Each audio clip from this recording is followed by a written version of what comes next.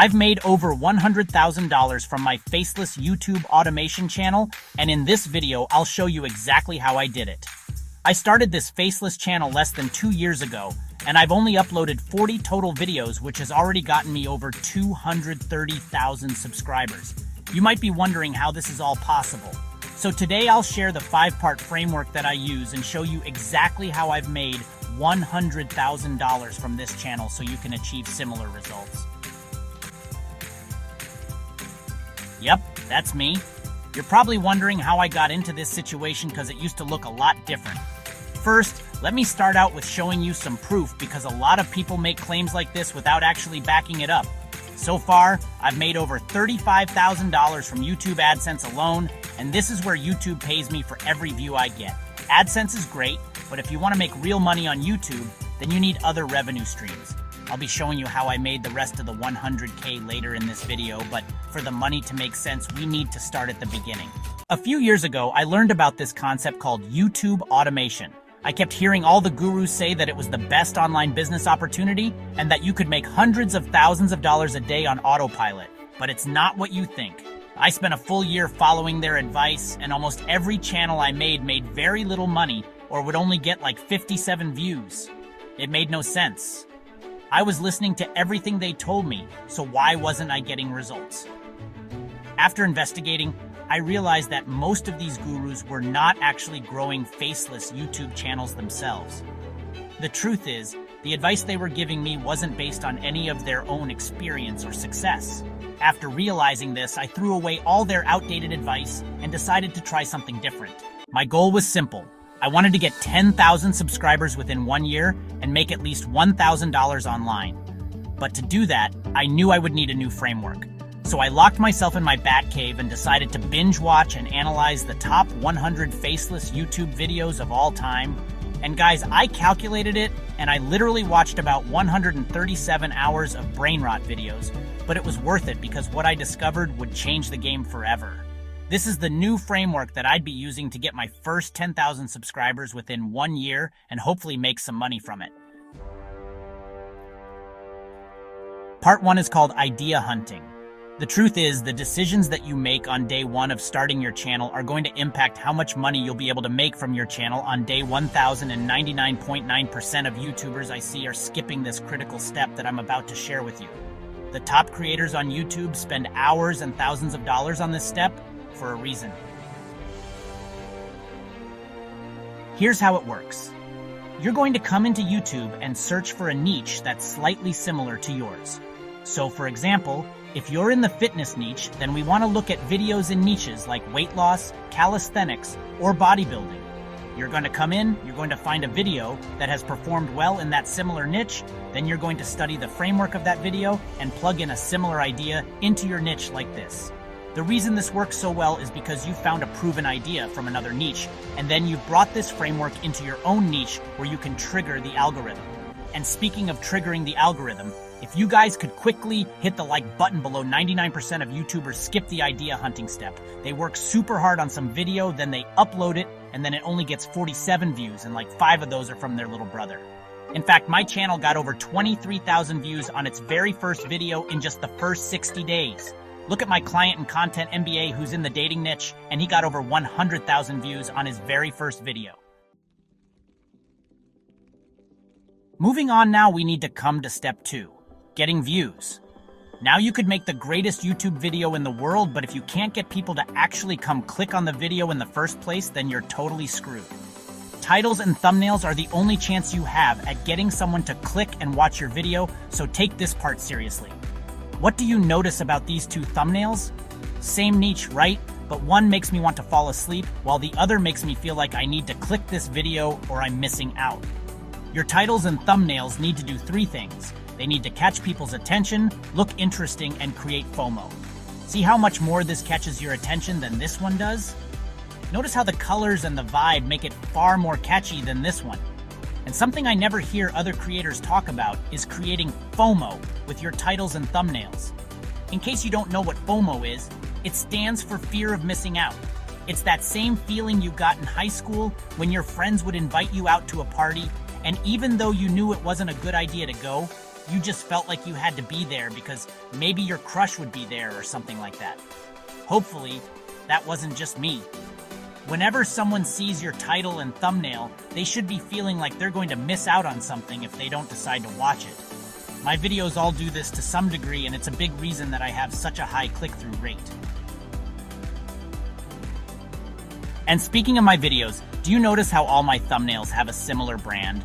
This is also something I never got from any of the gurus, but it's so important. Your YouTube titles and thumbnails should feel recognizable to the point where your audience should know it's you without even seeing your name attached to it. For example, imagine if my feed looked like this. You guys would never know that it's one of my videos, and you'd probably skip right past a lot of these. I could write a full novel on click-through rate psychology, and I'll make a longer video on this next month, so make sure you're subscribed. Just for context on this video, I spent over 9 hours on titles, keyword research, and thumbnails alone, and you can only imagine how much more time I spent scripting this video. The gurus like to call this YouTube automation to make it sound easy, but to make quality videos like this, there is very little automation in it at all. In fact, this is more of an accurate representation of what my life feels like at times. But then I went on, love is blind to find my true love. Meet your future wife. Her name is YouTube. Yep, I'm married to the game at this point, but the good news is I love what I do so much, and it allows me to work my own hours from anywhere in the world. In fact, faceless YouTube videos literally make me money while I'm sleeping. Like this morning, I literally rolled out of bed at 10 o'clock and woke up to $3,000 in my Stripe account. Moving on to part 3, storytelling. When I first started on YouTube, I sucked at scripting. A lot of the gurus were telling me to outsource this to some guy on Fiverr, but that was a huge mistake. Even though ghostwriting might work for Drizzy Drake, you need to learn this yourself, especially when you're trying to get traction on a small channel. And I'm gonna let you in on a little secret that changed my entire life. Stop calling it scripting, and instead call it storytelling. Everyone talks about scripting and how important it is and how much it helps your video, but no one is actually teaching me how to storytell. Everybody on YouTube just says, okay, it's gotta have a beginning, a middle, a climax, and an end, but this formula didn't work, and it's probably what's holding you back from views like this too. Scripting is dull, but storytelling is colorful and magical. There are 3 types of storytelling on YouTube. You can script like an entertainment channel. I just built this bunker, and these 2 people who have never met each other are going to attempt to live down here for the next 100 days. You can script like an education channel. If you're trying to implement complex data projects with people who don't have great data skills. Or you can script like what I like to call an infotainment channel. Maybe a few OnlyFans models, and that was when I discovered it. This is our new formula. You're learning about something while also being entertained. It's educational, but it's also still engaging. Once I learned the art of storytelling with educational content like this, everything changed for me, and it's actually a lot easier than you think. One Sunday afternoon, I came across this chart, and this is the strategy that almost every successful YouTuber is using, and I use it on almost every video that I upload. The best part is that this applies to any niche, so you can use it in your next video, and it's going to make a difference. The journey begins and ends here, which is called the ordinary world, but to reach the end of this cycle, then you're going to need to go through these sections, and this is the adventure. There are technically 12 total points that you need to pass through along the way, but the most important ones, and the ones that you should remember, are that you experience a call to adventure, that you face the challenges that you experienced on the journey, and then you share the rewards that you experienced, and then again return back to the ordinary world. And you can literally use this YouTube video as an example. I started this video by telling you that a few years ago, I was just like you with very little experience on YouTube. Then I learned about YouTube automation and felt that call to adventure. Then I went through some very difficult challenges thanks to the fake gurus out there. I started some successful channels, some that died, and soon I'm going to be showing you the best results that I've gotten so far. And then finally, I'll wrap up by returning to that ordinary world with you at the end. Keep this in mind as you continue watching this video because this is all very strategic. Every single one of the videos that I put out either follows this framework or one of the other 3 that I teach inside of Content MBA, and you're going to start noticing it while you watch some of your other favorite YouTubers. And guys, I dare you to try this because you're going to start seeing results just like what happens in part 4, editing. Now look, it's no secret that my editor is an absolute G, but what if I told you that you actually don't need to edit like me to be successful on YouTube? Look, this guy has over 100,000 views on his video with literally 0 cuts in it. And look at one of my Content MBA students. She uses a totally different style of editing, and she already has over 100,000 subscribers from just 25 videos. So the big question is, what editing style should you use? Well, your editing really depends on what niche you're in. If you're talking about scary stories, then you're probably going to edit a lot differently than someone who's talking about real estate. Just for the sake of this example, let's edit 2 versions of the same sentence just to prove how much of a difference this can make. Here's the first one. There is a lost art to making banger YouTube videos. What the bleep? And now let's compare that to this. Nothing you there is a lost art to making banger YouTube videos. You can see the obvious improvement. So what can you learn from this? Obviously, editing is important because these little details are what cause viewers to hit the like button below like a slot machine. Yes, that was a reminder. I spend thousands of dollars and my team spends hundreds of hours editing every one of my videos, and based on the feedback that we get from you guys, it seems like it's well worth it. Oh, and by the way, guys, I get hit up all the time to promote these AI editing tools, but in my opinion, not many of them are that great, so I'm actually building my own right now. If you want to be the first to hear about that tool, make sure that you sign up for the waitlist below. Moving on to part 5, monetization. And yes, this is what you have all been waiting for. This is that part of the cycle where I share the results with you. As I mentioned earlier, one of the biggest lessons I learned in my early days on YouTube was that the decisions that you make on day 1 will directly impact how much money you can make on day 1,000.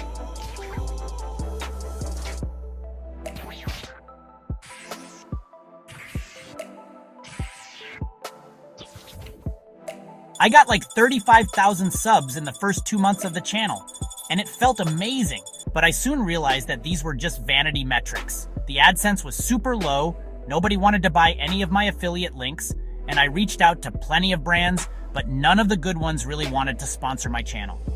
I realized that this was all because of the decision that I made on day 1 back here. Now I've built channels and accounts in travel, fitness, motivation, health, and wealth. And I can tell you that these are some of my favorite niches today, depending on what your goals are. But how did I make $100,000 for my faceless YouTube channel?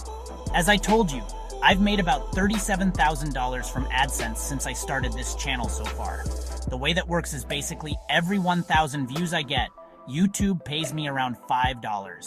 This is my RPM, or revenue per mila, and that is different than CPM, which is cost per meg. Now this is great money obviously, but my RPMs are actually much lower than other niches like real estate, investing, health, e-commerce, or software. So if I wanted to actually make $100,000 from this channel, I knew that I needed to find other sources of revenue to make that happen. In the past, when I'd try to monetize my accounts, I always made the mistake of coming up with an idea in my head and then spending a bunch of time on it without asking my audience if it was something that they actually wanted. So this time I did something different. I let you guys tell me what you wanted. The 3 things that I kept hearing you guys say over and over were that you wanted better tools, a digital course on how to grow, and 1v1 mentorship with me. I went deeper into my YouTube Batcave and spent the last year developing systems and building the processes to help as many of you as possible with my new program, Content MBA. So the big question is, was this all worth it? And now it's time to actually show you how I made $100,000 from this channel and leave footage from the start of how it all went down. So, guys, I have a confession to make. I actually lied to you at the beginning of this video. My faceless YouTube automation channel has not actually made $100,000 since I started. The truth is, my faceless YouTube automation channel actually made over $100,000 just last month. What? What the beep? That's right, in 1 single month alone, this YouTube channel made over $100,000, and here's the proof. These aren't some fake edited screenshots. You can see the dates here, and I'll even put my name up here so you can see it. I earned this from 4 main revenue sources: YouTube AdSense, affiliate deals and sponsorships, 1v1 mentorship, and my new Content MBA program. And guys, people inside are getting insane results too. Look at this channel. She just started a few months ago and already has over 100,000 subscribers from just 25 videos. She's literally gonna pass me, which is so cool. When a student outperforms a teacher, it feels so amazing. But guys, before you ever consider starting this journey, I do have one question that you need to ask yourself. And this question is actually the bonus step in my framework. And without this one, literally none of the other steps matter. You need to ask yourself why. Why do this? Why start a YouTube channel or an Instagram page? Because if you have a strong enough why, then you're going to be able to accomplish anything. Let me give you an example. If I asked you if you thought you'd make $250,000 in the next year, would you say yes? Most of you would probably say no, right? But what if I told you that you'd be locked up in jail for the rest of your life and that you'd never see your loved ones again if you didn't make $250,000 in the next year? Odds are that you'd probably be a little bit more confident that you'd find a way to make that happen, right? You'd probably stop playing video games, going out every weekend, and instead you'd be spending your time and energy finding a way to reach your goal. In these two scenarios, there's only one thing that actually changed, and that is your why. My why is strong enough to me that I basically spend all of my time coaching clients, creating better products than my competitors, and making content that gives you the truth about what actually works in a space where so many people have misled you for so long. That way you can get results like my clients do, so we can all cash in on this digital gold rush that we're living in. And I'm actually not a big fan of sharing revenue stats like this because I want you guys to subscribe to me for the value that I provide rather than me trying to flex my lifestyle like everyone else does. But in this video, I did want to show you what is possible when you know how to play the game right. So now that you have the framework at your fingertips and you know what's achievable, it's time to get to work. And guys, I can't wait to see you on the other side.